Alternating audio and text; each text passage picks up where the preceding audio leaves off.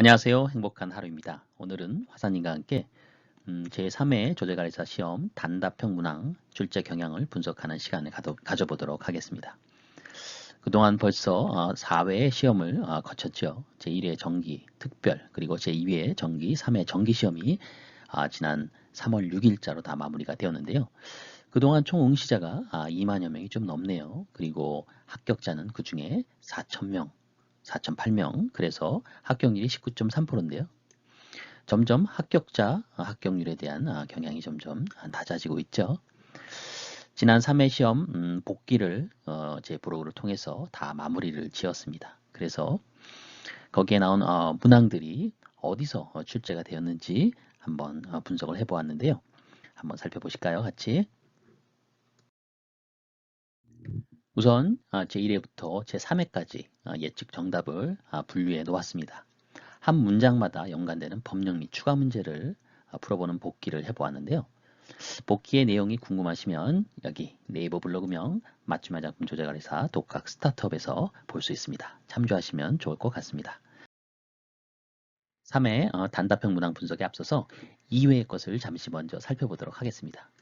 2회 단답형 문항 분석은 지난 영상에서 한번 말씀을 드린 적이 있었는데요. 일부 내용을 좀 더 업데이트해서 새롭게 재정리한 것입니다. 2회 정기시험에서는요. 단답형의 경우 화장품 학, 모발과 피부에 대한 생리 구조에 대한 내용이죠. 제 4과목, 4과목에 해당되는 부분인데요. 이쪽 부분에서 한 4문제 정도 출제가 되었고요. 그리고 그 조항별로 보시면 제 8조 화장품의 안전기준이죠. 가장 높은 출제 경향을 보였습니다. 맞춤 화장품 판매업자의 준수사항과 또 기재사항 이 부분에서 2문제씩 그리고 나머지는 여러 군데서 골고루 출제가 되었는데요. 안전용기 쪽, 또 영업자의 의무, 영유아, 어린이 사용과 관련된 사용 화장품과 관련된 부분, 또 기능성 화장품의 심사, 정의, 또 등등의 취소, 골고루 한 문제씩 출제가 되었습니다. 그리고요, 출제된 내용 소스를 보면요, 법 조문들 중에서 하위 법령 중 고시의 부분에서 제일 많이 출제가 되었고요. 그리고 별표에 관련된 거, 뭐 고시에 대한 별표도 있을 수 있고요. 또 시행규칙에 대한 별표도 다 포함될 수가 있죠. 그리고 시행규칙의 내용, 이러한 부분에서 높은 그건 출제 경향이 보여졌고요. 나머지는 법이라든지 또 개인정보보호법과 가이드라인 쪽에서 또 출제된 것을 볼 수가 있었습니다. 3회 정기시험에 대한 부분입니다. 자, 단답형 문항 어디서 나왔을까요? 우선 법 조문으로 살펴보시면요. 제10조 화장법 제10조 화장품의 기재사항에서 가장 높은 출제 경향을 보였고요. 화장품의 안전기준이나 영업자의 의무, 기능수 화장품의 심사 이 부분에서 2문제씩 두 번째로 그 뒤를 이었고요. 나머지는 안전용기 포장과 또 정의, 또 천연 화장품, 유기농 화장품, 또 부당한 표시 광고 행위 등에 각각 한 문제씩 그리고 화장품 학에서 5문제 화장품 학에서는 공통적으로 매 시험마다 한 4문제에서 한 5문제 정도씩 출제가 되는 것을 알 수가 있었습니다. 그리고 좀 더 세부적으로는요. 이러한 법 조문을 근거로 해서 그 하위 법령 중에서는요. 고시의 내용에서 가장 높은 문항들이 출제가 되었고요. 시행 규칙이 그 다음 5문제로 굉장히 높은 부분으로 나타났습니다. 2회 시험에서도 봤듯이요. 이 앞에 이 조별로 보면요. 법 조항별로 보면요. 보시는 바와 같은 10조, 또 9조, 8조, 5조, 4조 또 이런 쪽에 주로 초점이 맞춰져서 많은 부분들이 출제되고 있음을 알 수가 있죠. 1회부터 2회, 3회 전체를 한번 같이 놓고 보면요.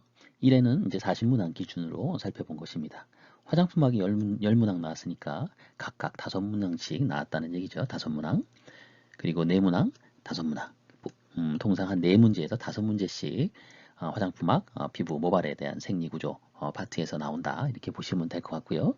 그리고 8조 안전과 관련된 부분 역시 높은 출제 경향을 보였죠. 안전.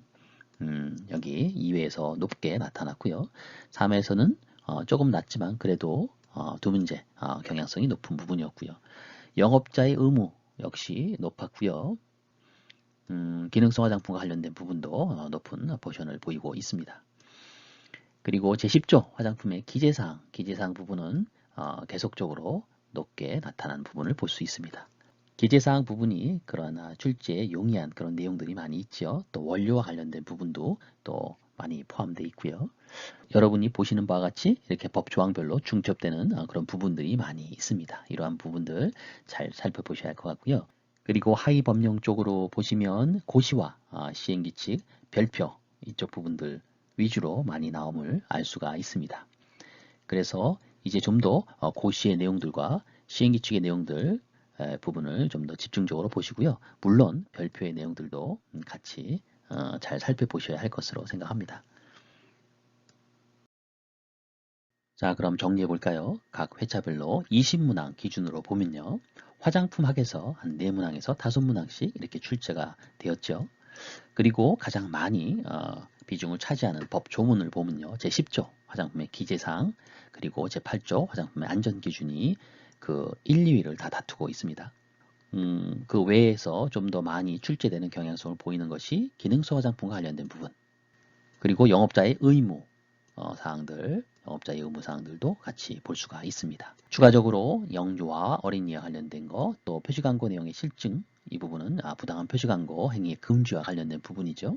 그리고 당연히 맞춤형 화장품과 관련된 내용, 그리고 나머지 뭐 개인정보보호법이라든지 제2조에 있는 정의에 대한 내용들은 부수적으로 하나씩 나온 걸 보면요. 주요 그 법령 내용 외에는 한 문제씩 이렇게 순차적으로 나오는 경향성을 볼 수가 있었습니다. 그리고 이러한 법 하위 규정, 하위 법령에서는요, 당연히 고시와 시행규칙에 있는 내용들이 주로 출제가 됩니다. 따라서 각 화장법 각 조별로 그 하위 법령들에 나타난 그런 연관성이 있는 고시들과 또 시행규칙의 내용들을 잘 살펴볼 필요가 있겠고요. 더불어서 별표의 내용도 마찬가지로 같이 잘 살펴봐야 될 것으로 생각이 듭니다. 이번 시간은 제3회 단답형 문항 분석을 통해서 전체적인 출제 유형에 대해서 한번 살펴보았습니다. 이 분석만으로 전체를 예측하는 것은 당연히 무리가 있겠습니다. 앞으로 어떤 것들이 나올지에 대해서는요. 하지만 적어도 어느 부분에서 중점적으로 이렇게 비중을 높게 가져가고 있구나, 경향성은 충분히 알 수 있었던 것 같습니다. 1회, 2회, 3회에 중첩되는 그런 법 조문들, 그리고 또 고시라든지 하위법령에 있는 그 시행규칙이라든지 고시에 있는 내용과 별표에 있는 내용들 같이 연관되는 내용을 중점적으로 이렇게 살펴보면서 정리를 마무리를 할 때 참조로 이용하시면 좋을 것 같다는 생각이 들고요. 4회 시험을 준비하시는데 오늘 분석, 출제 경향 분석이 많은 도움이 되시기를 바라면서요. 오늘도 행복한 하루 맞춤 화복이었습니다. 감사합니다.